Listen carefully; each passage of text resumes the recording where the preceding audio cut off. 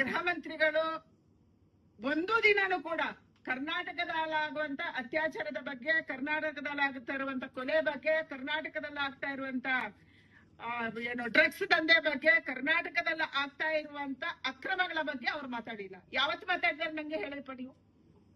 ಅವರು ಪ್ರತಿನಿತ್ಯ ಬೆಳಗ್ಗೆ ಮಾತಾಡುದು RSS ಬಗ್ಗೆ. ಅಂದ್ರೆ RSS ಬಗ್ಗೆ ಮಾತಾಡಿದ್ರೆ ಅವರು ಗೃಹ ಮಂತ್ರಿಯನ್ನ ಉಳಿಸ್ಕೋಬಹುದು, ಅವರ ಅಪ್ಪ ಕಾಂಗ್ರೆಸ್ಸಿನ ಅಧ್ಯಕ್ಷರಾಗಿ ಉಳಿಬಹುದು ಅಂತ ಅವ್ರು ಅನ್ಕೊಂಡಿದ್ದಾರೆ. ಕರ್ನಾಟಕದ ಹಿತಾಸಕ್ತಿ ಅವ್ರಿಗೆ ಬೇಕಿಲ್ಲ. ಕರ್ನಾಟಕದಲ್ಲಿ ಏನ್ ನಡೀತಿದೆ ಅನ್ನೋದನ್ನ ಅವ್ರು ಕೇಳೋಕ್ಕೂ ರೆಡಿ ಇಲ್ಲ. ಯಾವ ಜಿಲ್ಲೆಗೆ ಹೋಗಿ ಮೀಟಿಂಗ್ ಮಾಡಿದ್ದಾರೆ, ಯಾವ ಜಿಲ್ಲೆಯಲ್ಲಿ ಅತ್ಯಾಚಾರ ನಡೀತಿದೆ, ಯಾವ ಜಿಲ್ಲೆಯಲ್ಲಿ ಇವತ್ತು ಇಷ್ಟು ದರೋಡೆ ಆಗ್ತಾ ಇದೆ, ಚೈನ್ ಸ್ನ್ಯಾಚಿಂಗ್ ಆಗ್ತಾ ಇದೆ, ರಸ್ತೆಯಲ್ಲಿ ಕಾರನ್ನು ನಿಲ್ಲಿಸಿ ಹೊಡಿತಾ ಇದ್ದಾರೆ. ಮೈಸೂರಿನ ಮೇನ್ ರೋಡ್ ಅಲ್ಲಿ ಯಾರೋ ಕಾರನ್ನು ನಿಲ್ಲಿಸಿ ಚಾಕು ತೋರಿಸ್ತಾನೆ ಅಥವಾ ಏನೋ ಆಗುತ್ತೆ. ಇದು ಯಾವುದನ್ನು ಅವ್ರು ಕೇಳ್ತಾ ಇಲ್ಲ.